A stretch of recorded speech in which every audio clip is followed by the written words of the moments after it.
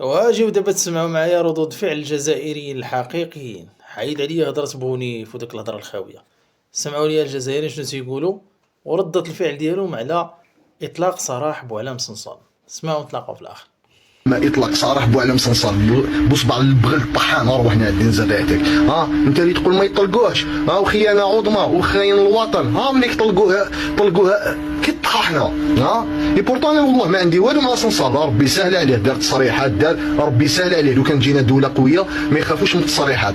وقلنا لكم بوعلام صنصال ما دخلش على جال التصريحات، دخل على جال فرنسا نهار اعترفت بالصحراء المغربيه. قص قرمط هذا ما كان.